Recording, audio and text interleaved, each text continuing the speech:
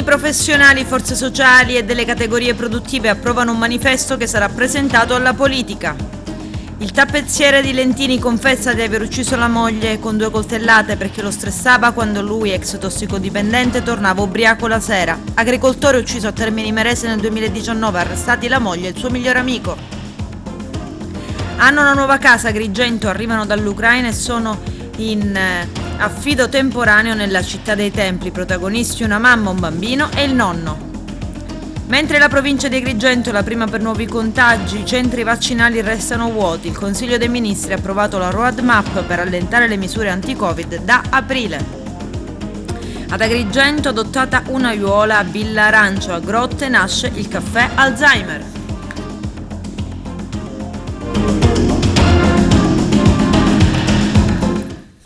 Bentrovati gentili telespettatori al nostro appuntamento con l'informazione. In apertura parliamo di infrastrutture in Sicilia. Ponte sullo Stretto, aeroporto centro meridionale, alta velocità su strada ferrata e anello autostradale veloce, viabilità interna e potenziamento dei porti. Sono stati questi i temi che hanno coinvolto gli ordini professionali, le forze sociali e delle categorie produttive al convegno organizzato dall'Ordine degli Architetti di Agrigento. Condiviso e approvato un manifesto che sarà presentato alla politica. Il nostro direttore Arturo Cantella. Si è concluso con la redazione di un documento il convegno voluto dagli ordini degli architetti di Agrigento, diretto dal presidente Rino Lamendola, che ha visto qualificati interventi, tra questi quelli del rettore dell'università e campus, che ha affermato come sono particolarmente orgoglioso di essere qui. Tratterò il tema del ponte sullo Stretto di Messina, che ho ribattezzato il ponte sul Mediterraneo, perché la struttura è geostrategica e la sua presenza determinerà un cambio di polarità. Noi guardiamo verso l'Africa, il suo futuro merita di essere affrontato perché nei prossimi 30 anni l'Africa raddoppierà la propria popolazione, avrà la sua autonomia ed è questo il mercato del futuro. Quindi una tavola rotonda moderata dal collega Di Zaccaria per stimolare il dibattito con tutte le parti attive della città. Particolarmente apprezzato l'intervento di Don Mario Sorce, che ha affermato come non dobbiamo essere noi a chiedere con il piattino in mano, ma a pretendere. Noi non siamo cittadini di serie B e di ricordarsi dei nostri politici alle prossime elezioni che si faranno in quanto totalmente assenti. Tutti concordi a dire che la nostra provincia continua a essere tagliata fuori dai fondi del PNR, che ha avuto come tema il rilancio del progetto sul ponte dello Stretto. Nel documento viene citata la necessità di invocare la concreta realizzazione del ponte sullo Stretto di Messina quale infrastruttura fondamentale per richiamare nuovi investimenti finalizzati al potenziamento di porti, strade ferrate e gomma. Indiscutibilmente io da anni mi occupo del ponte sullo Stretto di Messina, anzi l'ho etichettato ponte del Mediterraneo perché questa è la valenza che va data. Si tratta di un corridoio europeo, inizialmente Palermo-Berlino o Berlino-Palermo che dir si voglia, poi spostato Helsinki-La Valletta con questa deviazione assurda che hanno proposto i pugliesi per portare da Napoli verso Bari, tagliando fuori completamente la Sicilia, la Calabria e la Basilicata. Ecco, oggi ci sono delle prospettive perché è unanimemente riconosciuta la necessità di fare il ponte. Il problema è che siccome politicamente non vogliono in qualche modo riprendere il ponte già approvato per motivazioni che sono da un lato politico ma anche giuridiche, e allora si è spostato prima la questione sul tunnel che era assurda, adesso sul ponte a 3 campate che è pure assurdo per perdere tempo. Questa commissione ha deliberato che il ponte si deve fare, questa precedente, adesso devono fare una gara perché questo è il problema per affidare lo studio di fattibilità e quindi ritornare a 40 anni fa. Oggi il ponte ha un significato geostrategico perché l'Italia è il molo sul Mediterraneo, la Sicilia è il centro, il baricentro, l'ombelico del Mediterraneo e può diventare l'ombelico del mondo tra 2 continenti perché il futuro passa attraverso l'Africa, quindi bisogna immaginare che la proiezione mediterranea è in realtà la proiezione verso l'Africa e questo nel giro dei prossimi 20-30 anni lo toccheremo con mano perché ci sarà il raddoppio della popolazione in Africa e da questo punto di vista può tornare in auge il collegamento tra la Tunisia e la Sicilia che era stato già commissionato dalla regione siciliana nel 2004-2005 all'Enea che io ho ripreso e secondo me ha senso poterlo fare o perlomeno poterlo immaginare in una visione che non sia quella di domani mattina delle elezioni, ma quella che noi lasceremo ai nostri figli e ai nostri nipoti, ai quali abbiamo il dovere di consegnare un mondo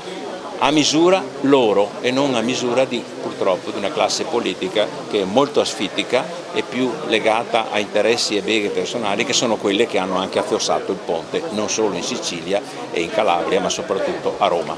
Le infrastrutture continuano ad essere il cuore della tensione del cartello sociale, ma soprattutto la prospettiva di questo convegno vuole essere più ampia che non le realtà di cui ci siamo occupati, che il livello provinciale, perché lo stretto di Messina rappresenta con il suo ponte una svolta per la Sicilia, per l'Italia, per l'Europa, perché noi siamo nel cuore del mondo, ma veniamo ancora trattati come realtà che sono al massimo della periferia.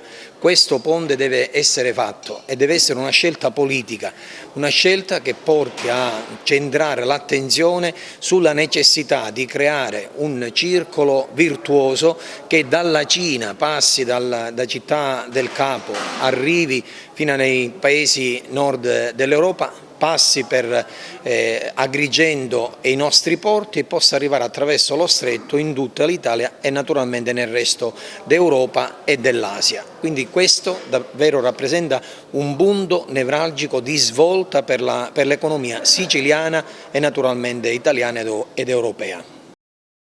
Con lei mi sentivo agli arresti domiciliari, mi controllava, non voleva che uscissi di casa, che facessi tardi. Ogni volta che mi ubriacavo mi rimproverava, ero ossessiva, l'ho uccisa io. E questa la confessione shock di Massimo Cannone, il tappezziere 45enne che ha assassinato la moglie Naima Zahir sabato sera nella loro casa di Lentini.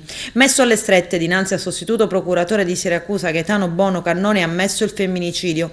Avevamo appena finito di mangiare la pizza e quando lei si è seduta sul divano per leggere l'ho colpita di sorpresa con una prima coltellata, poi la seconda.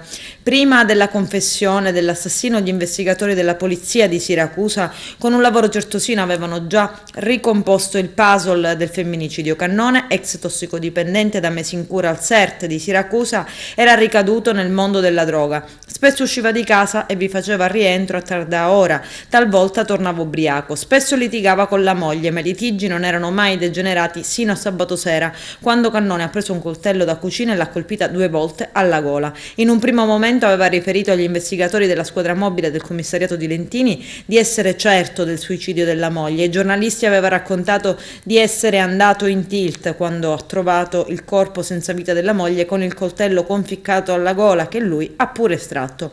Una ricostruzione che non ha retto alle indagini portate avanti dagli inquirenti, così Cannone ha confessato. Una donna, Luana Cammalleri, di 36 anni, e un operaio, Pietro Ferrara, di 57 anni, sono stati arrestati dai carabinieri di Termini Imerese in esecuzione di un'ordinanza di custodia cautelare in carcere emessa dal GIP del Tribunale di Palermo con le accuse di omicidio e soppressione del cadavere di Carlo Domenico Laduca, un agricoltore di Termini Imerese. Sono la moglie e il migliore amico della vittima. Attraverso le indagini coordinate dalla Procura di Palermo con intercettazioni, analisi dei tabulati, analisi immagini di sistemi di videosorveglianza, assunzione di informazioni, acquisizioni informatiche e documentali iniziate sin dalla scomparsa di Laduca il 31 gennaio 2019, sono emersi gravi indizi nei confronti della moglie e dell'amico che avrebbero avuto una relazione sentimentale clandestina. I due, dopo aver pianificato l'omicidio, hanno attirato la vittima a Palermo nel terreno di proprietà dell'arrestato e lo hanno ucciso. Poi hanno portato la sua vettura a circa 12 km di distanza dal luogo del delitto per depistare le indagini. Le acquisizioni investigative hanno anche permesso di demolire gli alibi che i due avevano creato nel corso del tempo per tentare di allontanare l'attenzione degli inquirenti. Il corpo dell'agricoltore scomparso non è mai stato trovato. Adesso vi raccontiamo una nuova storia di accoglienza che ha come protagonisti una mamma, un bambino e suo nonno. Sono scappati dalla guerra in Ucraina e sono adesso ospiti di una famiglia agrigentina. Eugenio Cairone. Dall'inferno al paradiso. È questo il titolo che vogliamo dare per raccontare l'amore di una donna agrigentina nei confronti dei profughi che si sono salvati dalle bombe di Putin. Parliamo di Roberta Tuttolomondo, titolare di un noto centro estetico al villaggio Mosè, la quale ha accolto nella sua casa un bambino ucraino, la mamma e il nonno. Non una semplice accoglienza, possiamo dire, perché al piccolo di nome Alex, Roberta Tuttolomondo ha fatto trovare giocattoli, vestiti, cibo e tanto altro, e una cameretta arredata. Dall'inferno al paradiso, appunto. Ringrazio Dio, ha scritto Roberta in un post, per avermi dato l'opportunità di poter fare qualcosa di buono. Aggiungiamo che qualcosa di buono lei lo aveva già fatto durante il lockdown nel 2020, quando ha donato 10.000 mascherine ai sanitari e alle forze dell'ordine di Agrigento. Mascherine realizzate grazie ad una squadra di amiche che si sono messe al lavoro portando a termine in poco tempo l'iniziativa in un momento davvero triste nella lotta al virus, quando si era alla disperata ricerca anche di una mascherina. Oggi, dice Roberta Tuttolomondo, mi sono specchiata nella speranza che ho letto negli occhi di Alex, della mamma e del nonno. La speranza è che si possa parlare davvero di pace vera entro i prossimi 10 giorni, così come si dice. L'INPS applica la sentenza Amato. Mafiosi e terroristi che stanno scontando una pena alternativa al carcere possono fare richiesta per riavere la pensione con gli arretrati. Vediamo. Un messaggio ai mafiosi e ai terroristi. Possono infatti fare domanda per riavere la pensione con gli arretrati. È quello inviato dall'INPS, che in questo modo applica la sentenza della Corte Costituzionale, di cui era relatore Giuliano Amato, che ha dichiarato illegittimo l'articolo della legge 92/2012. Quella norma prevedeva la revoca delle prestazioni dopo condanne per mafia e terrorismo, revoca cancellata nel luglio scorso dalla Consulta. L'INPS dunque informa che i condannati con sentenza passata in giudicato per terrorismo e mafia, che si trovano in una situazione di detenzione alternativa al carcere, domicilio, servizi sociali eccetera, possono fare domanda all'INPS per riavere la NASPI, la pensione sociale o quella di disabilità con gli arretrati della data della revoca della prestazione per i periodi nei quali il titolare non scontava la pena in carcere. In questo modo l'Istituto di Previdenza si adegua alla sentenza 137 del 2021. Secondo quella decisione, di cui relatore era l'ex presidente del Consiglio, ora presidente della Consulta, la revoca delle prestazioni assistenziali fondate sullo stato di bisogno ai condannati in via definitiva per reati di mafia o terrorismo, i quali stiano scontando la pena in modalità alternativa alla detenzione, contrasta con 2 articoli della Costituzione. Il 3, tutti i cittadini hanno pari dignità sociale, sono uguali davanti alla legge, e il 38, ogni cittadino inabile al lavoro e sprovvisto dei mezzi necessari per vivere ha diritto al mantenimento e all'assistenza sociale.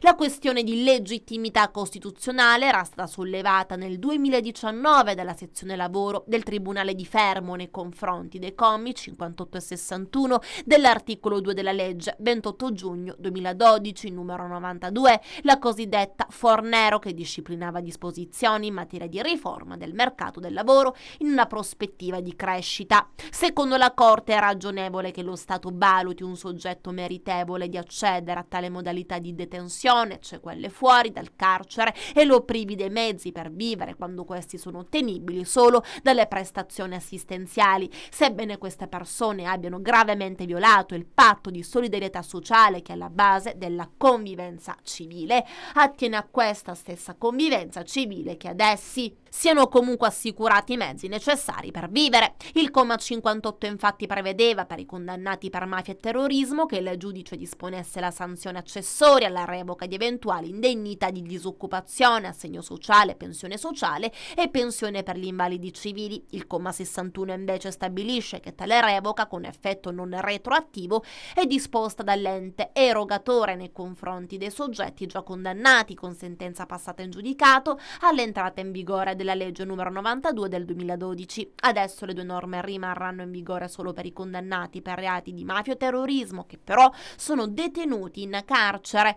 Nessun effetto sulle norme successive che citano la medesima legge 92 del 2012, come quella che introduce il reddito di cittadinanza, visto che specificavano come l'eventuale stop si applica solo ai soggetti condannati a pena detentiva. Il commissario dell'ASP di Agrigento, Mario Zappia, traccia il nuovo bilancio settimanale. I dati di ieri mostrano come la nostra provincia sia stata la prima per numero di nuovi contagiati e i centri vaccinali, strutture con a disposizione numeri elevatissimi di persone, restano vuoti. Vediamo. Il 18 marzo ricorre il secondo anno in memoria delle vittime del Covid. Quindi sono passati 2 anni quando vedevamo quelle immagini veramente raccapriccianti che ci hanno congelato a tutti, tant'è che per 2 mesi siamo stati a casa in un'atmosfera reale su base italiana che ha avuto anche risvolti positivi e che però, dobbiamo dire, non ci ha insegnato nulla. Perché vi ricordate l'altra volta dicevo il virus non può essere cancellato per decreto?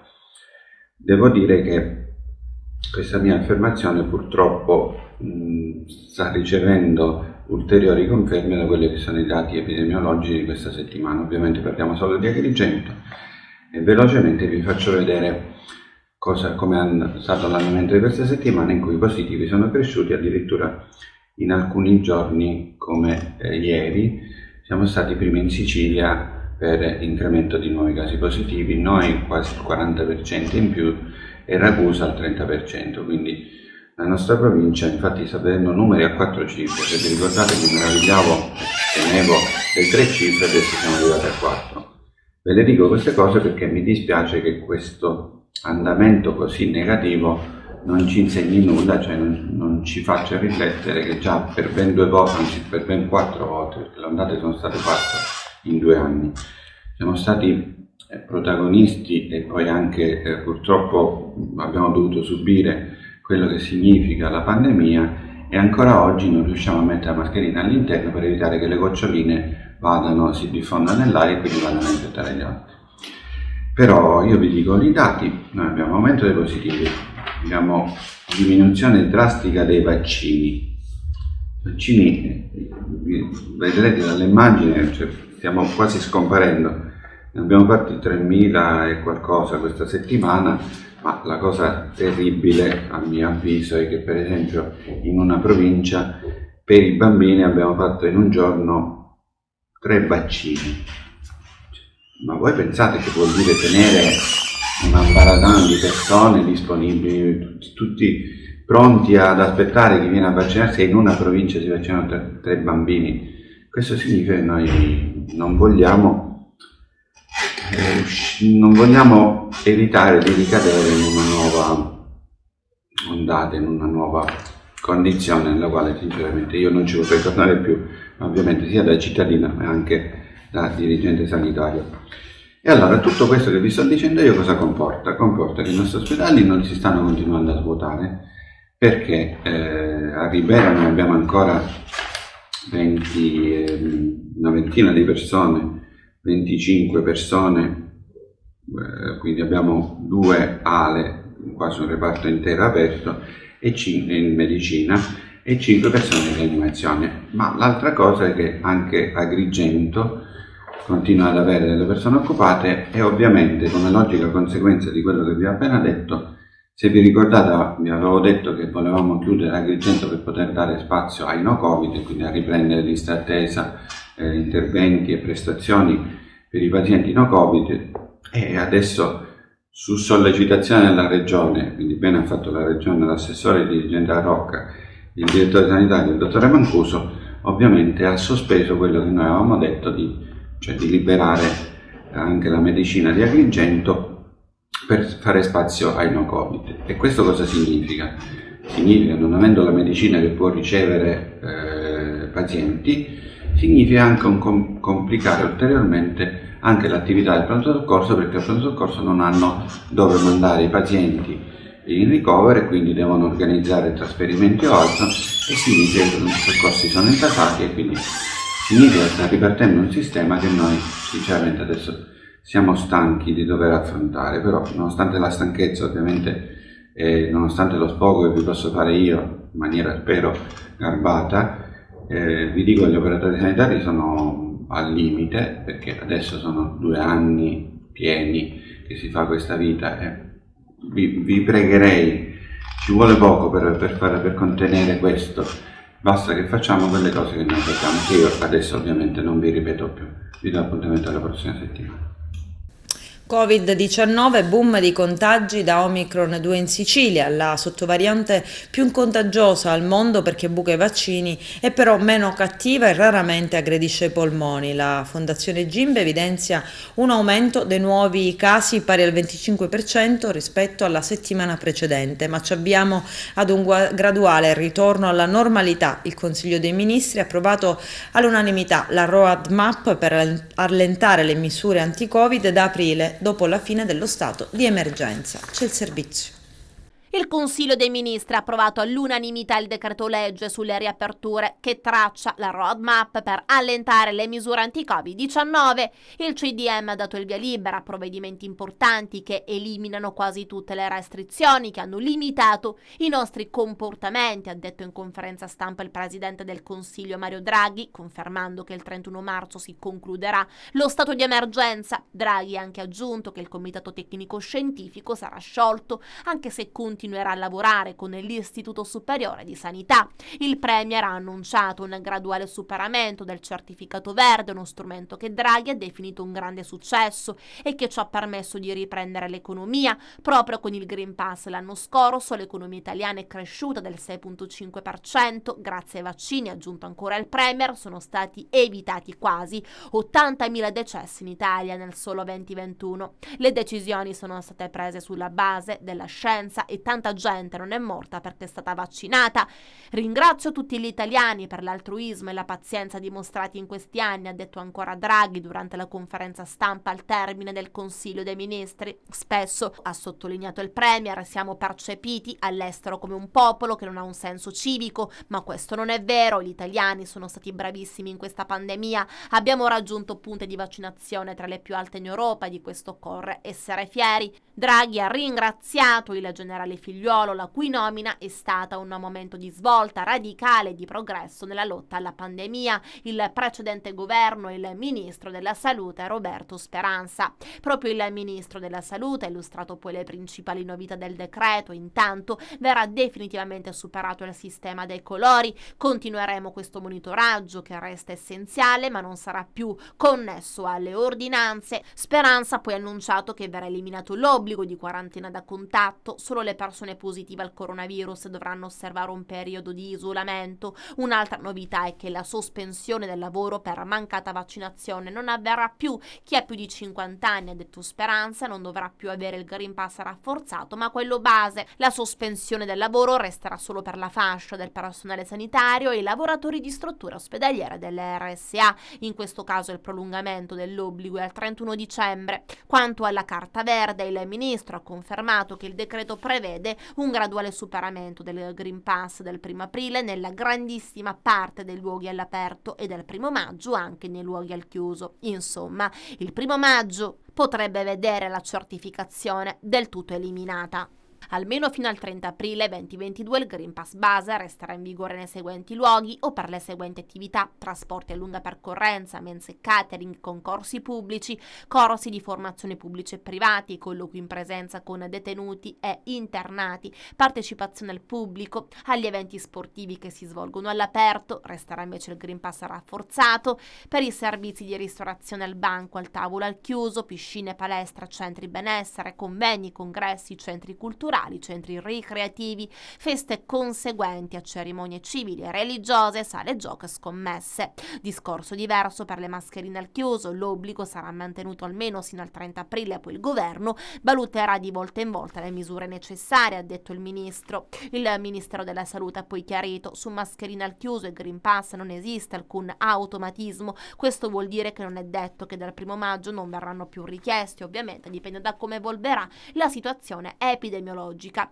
Rispetto alla bozza circolata ci sarebbe una novità: quanto apprende la DN Kronos, dal 1 aprile i turisti stranieri in Italia potranno entrare nei ristoranti anche con Green Pass base, ovvero con un passaporto vaccinale che potrebbe accertarne anche solo la negatività al Covid, dunque con esito di tampone alla mano. Il sindaco di Montallegro, Giovanni Cirillo, chiede alla Regione di misurare la distanza dal centro abitato e il futuro impianto per il trattamento e recupero di frazione organica. Vediamo.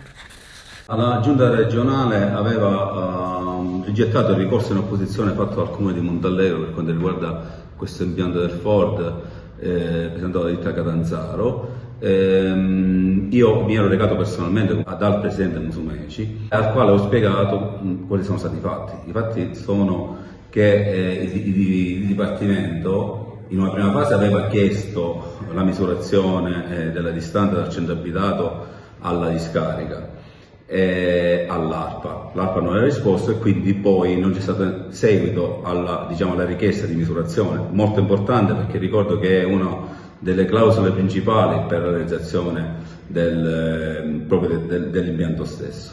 E quindi in assenza di una misurazione da parte dell'ente che è la Regione Siciliana, si è trovati di fronte a una misurazione fatta da ditta privata e una fatta invece dal Comune di Montallegro. È normale, che è giusto, che bisogna misurare, quindi la Regione deve mandare il personale adatto per vedere realmente se la misurazione corretta è quella che ha fatto il Comune di Montallegro, che ha tutte le competenze. Ricordo che il perimetro del centro abitato è di competenza del sindaco e della giunta comunale.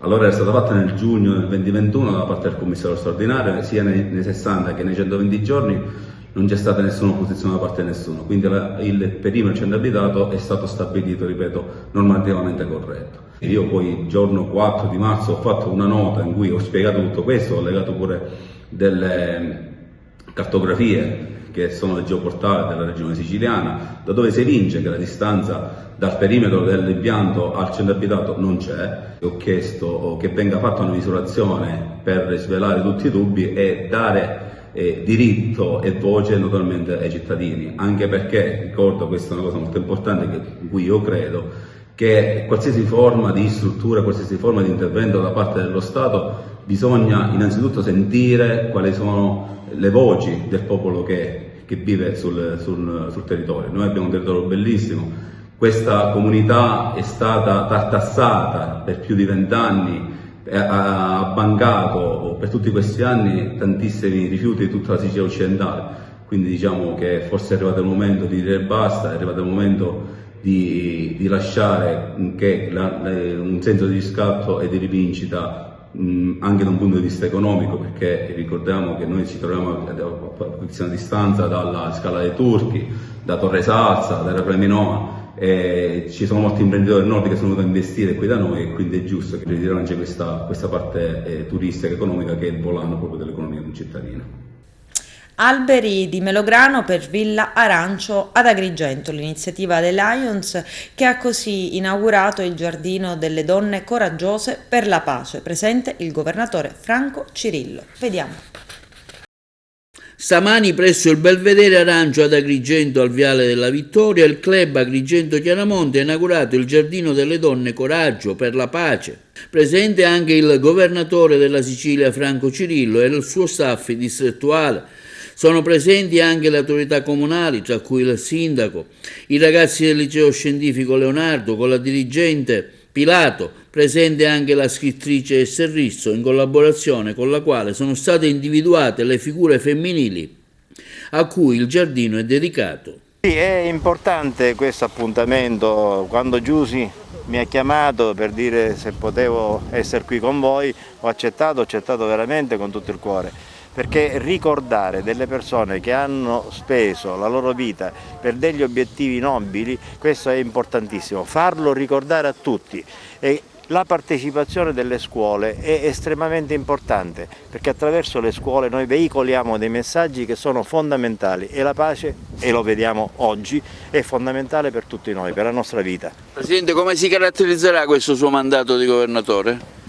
Essere presente e dare sempre un indirizzo di serenità, di tranquillità, di coesione e far lavorare tutti per un unico obiettivo: servire il prossimo. I Lions sono qui per servire la collettività. Sindaco, oggi presente questa iniziativa con il governatore del Lions della Sicilia. Sì, oggi è un giorno importante, come diceva il governatore. Ringrazio sia il governatore che il Lions di Agrigento per la loro presenza, l'avvocato Amato che è sempre puntuale, sensibile per queste iniziative. Come diceva il governatore, siamo in un momento particolare, quindi questa è un'espressione davvero importante per far capire cosa vuol dire la pace. Verranno donati degli alberelli in memoria di ogni donna che si è spesa nella loro vita per qualcosa di molto importante, di molto grande. Io penso che avere un gruppo così ad Agrigento è un fiore all'occhiello per noi, ma anche per tutta la nostra Sicilia.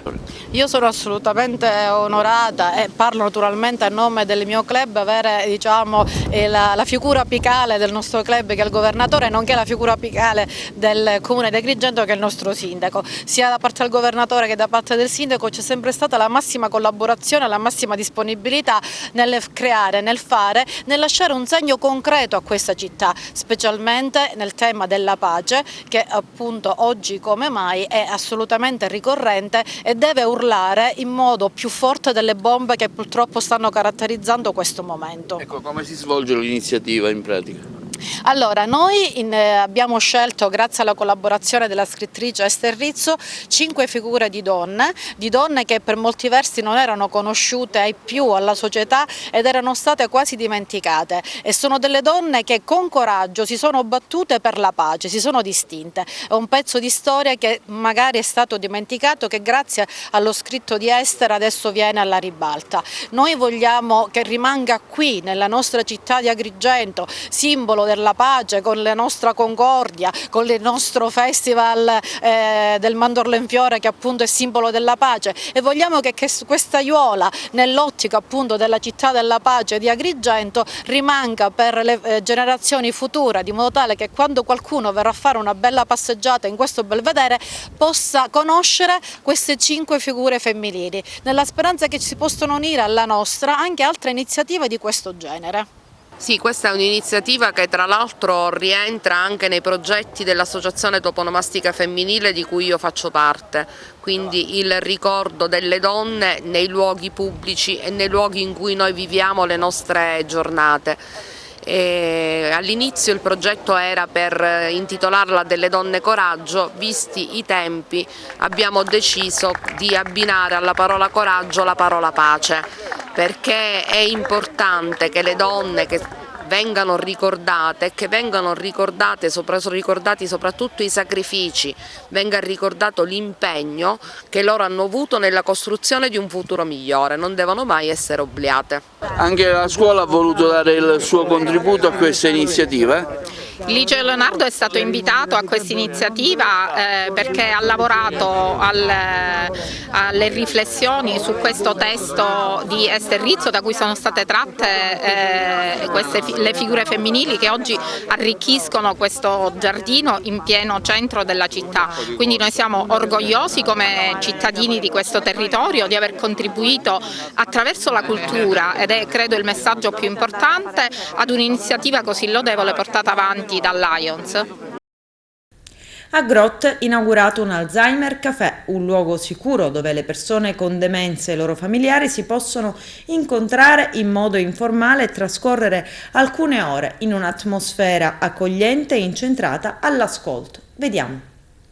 A Grot si inaugura l'Alzheimer Café, è il primo centro in provincia di Agrigento. Un progetto reso possibile grazie anche ai fondi raccolti durante la sua presidenza Lions. Intanto devo ringraziare la fondazione del Lions, la LCAF, che di fatto ha voluto dare esecutività a quello che è stato un progetto che nell'anno in cui ero il governatore, nel 2019, ha approvato e quindi di fatto reso possibile quello che oggi noi stiamo rendendo visibile, la realizzazione del centro Alzheimer. Centro Alzheimer che in Italia ce ne sono solo 100 e in Sicilia solo 4. A Grotte, grazie anche alla collaborazione, alla condivisione di questo progetto da parte del sindaco, da parte del centro Alzheimer e grazie quindi a Nino Cardagi, si è riusciti quindi insieme al Lions a far sì che si possa concretamente realizzare questa sede, che diventerà certamente un punto di riferimento, che non è rivolta solo ed esclusivamente agli affetti malati di Alzheimer, ma anche alle famiglie. Si tratta di una iniziativa lodevole e pregevole per il nostro comune, grazie a una collaborazione che è nata con i Lions. Infatti grazie a anche un contributo, dobbiamo dirlo, economico dei Lions di un paio d'anni fa, siamo riusciti ad attivare questo importantissimo centro che consentirà la fruizione di servizi importanti, non solo per le persone che purtroppo sono ammalate di Alzheimer, e purtroppo ormai sono tantissime e tantissime sono le famiglie che devono fare i conti con questa gravissima malattia, ma soprattutto per i familiari, per coloro che si prendono cura di queste persone, che spesso si devono dedicare al 100%, 24 ore al giorno agli ammalati di Alzheimer, quindi non hanno il tempo di riposare, di dedicare quelle 2 ore al giorno alla propria persona, e quindi la realizzazione di questo Alzheimer Café, ripeto, che è rivolto quindi non solo alle persone che sono ammalate, ma anche ai cosiddetti caregiver, cioè quelle persone appunto che assistono e dedicano la propria vita, il proprio tempo ai familiari ammalati. È l'unico centro nella provincia di Agrigento, anzi devo dire che è uno dei 4 centri in Sicilia e 100 in Italia, quindi siamo fieri, siamo orgogliosi di essere come sempre tra i primissimi comuni in questa iniziativa, soprattutto quando la valenza sociale è così importante. Questa è una dimensione che dobbiamo noi tenere sempre presente. I Lions hanno una valenza non soltanto locale ma internazionale, è un'associazione che ha questa importanza a livello mondiale, parliamo di 1.500.000 soci nel mondo, che ha a cuore le esigenze della collettività. In questo caso si è individuato nella malattia Alzheimer il problema e noi, tramite la Fondazione Internazionale, siamo riusciti a finanziare questo splendido progetto che si è realizzato qui a Grotte. Lei è la responsabile dell'Alzheimer Café a Brolo, in provincia di Messina. Può raccontarci un po' l'impatto da parte dei malati, dei familiari dei malati di Alzheimer? Noi insieme alla mia collega Marisa Briguglio abbiamo aperto questa attività lo scorso ottobre, diciamo che siamo molto orgogliosi dell'attività che portiamo avanti, sia per il sostegno dato appunto alle famiglie, ma anche perché stiamo cercando appunto di portare avanti diverse attività di stimolazione cognitiva, di arte terapia, musicoterapia. Abbiamo anche attivato un laboratorio di cucito proprio per portare avanti tutta una serie di tradizioni o di lavori che fanno parte della vita di queste persone, e quindi ci teniamo tantissimo a mantenerle vive. Siamo anche contente perché diventa un momento di svago, di conforto, di supporto, non solo per queste persone, per non dimenticare appunto se stessi, ma anche per fare sostegno e supporto ai familiari che si incontrano e insieme condividono comunque le difficoltà che giornalmente vengono affrontate. È un'importantissima realtà che serve a far sentire vicini ai malati di Alzheimer tutta una struttura che è fatta anche di solidarietà, che è fatta di vicinanza, che è fatta di tutela, di assistenza, come sono i caffè dell'Alzheimer. Questa è un'iniziativa lodevole dei Lions che io ho voluto sposare con grande gioia, ma sono venuta qui anche per portare la notizia che la regione siciliana si sta candidando a essere la regione dove verrà sperimentato le nuove ricerche sull'Alzheimer. Sono gli sforzi che il governo Musumeci sta mettendo in atto anche nella nuova programmazione dei fondi europei, per cui molti fondi saranno destinati alla ricerca sanitaria e alla ricerca sull'Alzheimer.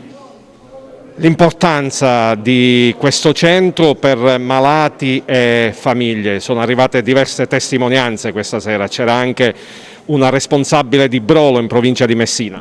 Sì, sono diverse testimonianze, anche io ho portato la mia, perché chi di noi non ha in famiglia un malato di Alzheimer e sa quanto questo comporti un'attenzione, un affetto e una tutela di parenti che purtroppo hanno anche delle debolezze che sono legate a questa perdita di memoria, che può essere anche a volte una sofferenza quando loro stessi si rendono conto che quella perdita di memoria è dovuta a una malattia. Quindi c'è questa voglia di tutelarli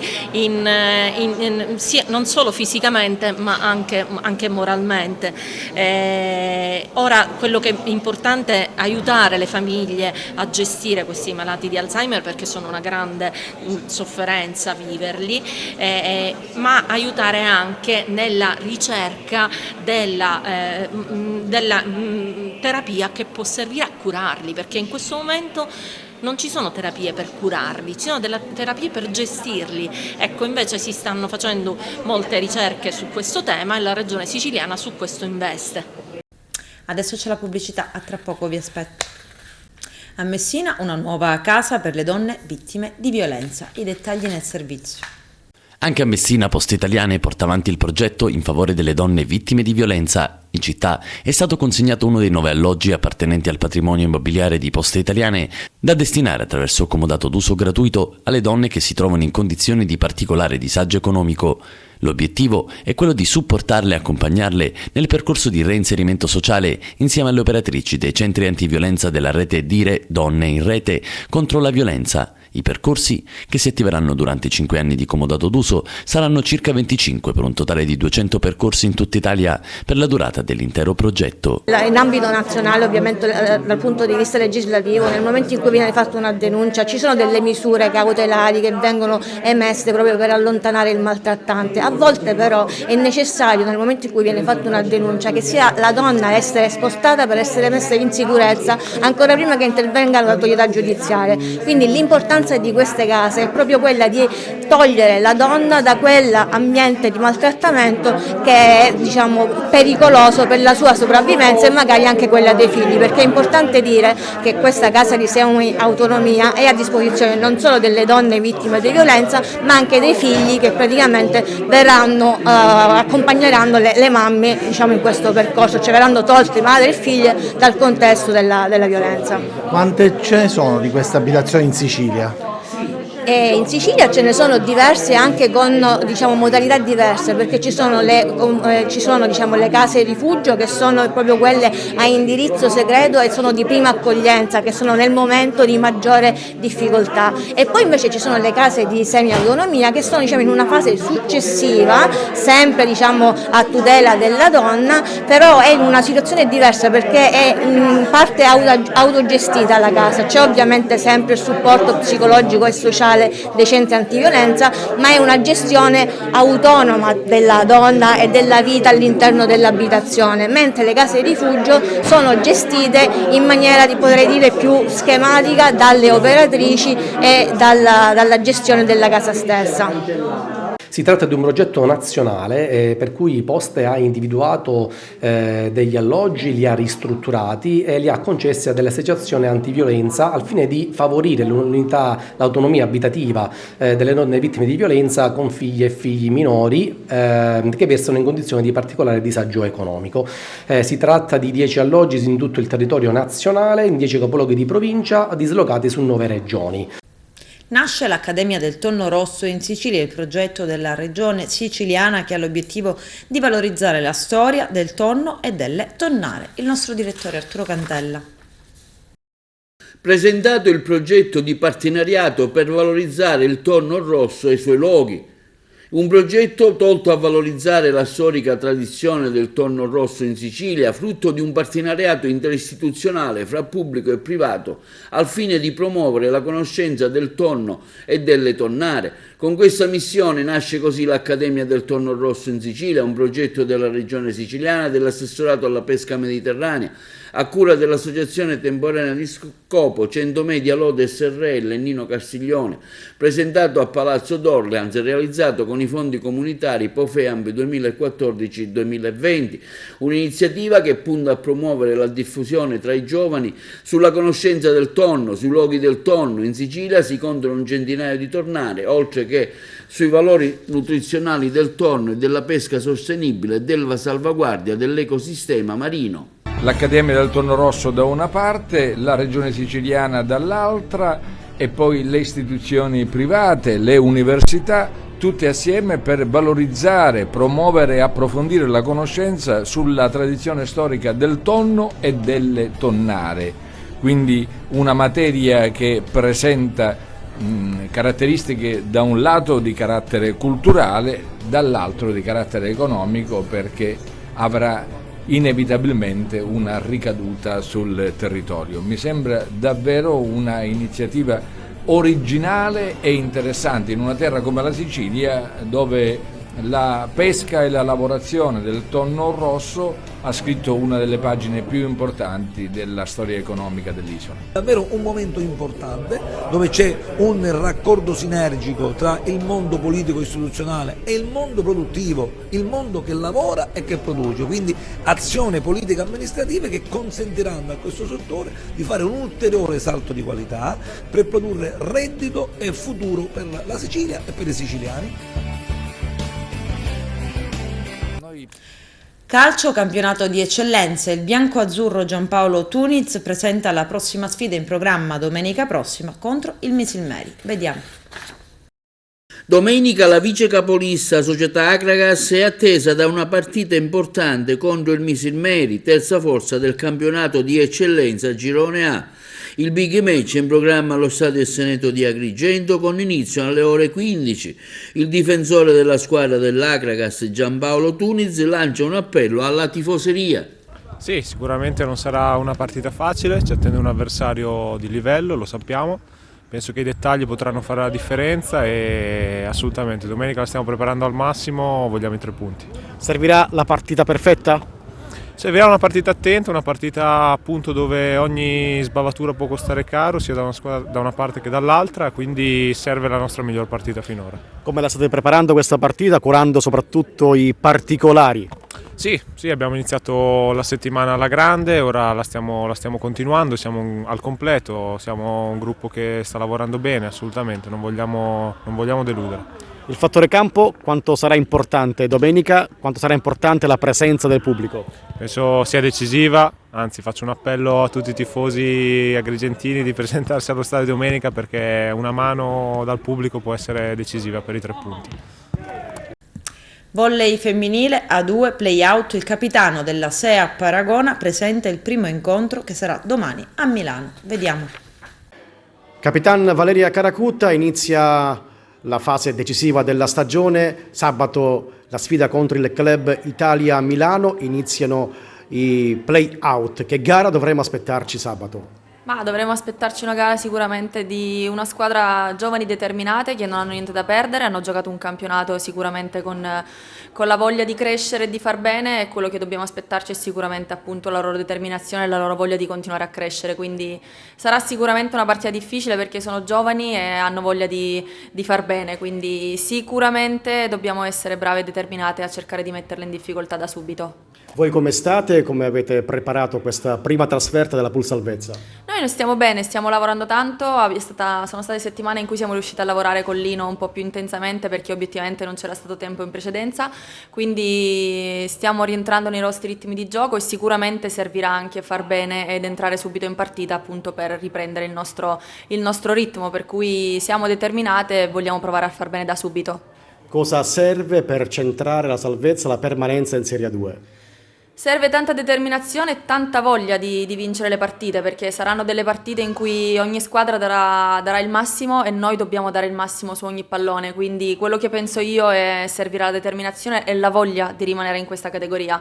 È chiaro che non sarà semplice perché ci stanno squadre che lotteranno con noi palla su palla, ma noi dobbiamo avere quel qualcosa in più che ci spinge e quella determinazione che ci spingerà a vincere le partite. Con questo è tutto, termina qui l'edizione del telegiornale. Grazie per la gentile attenzione e per essere stati con noi. A presto.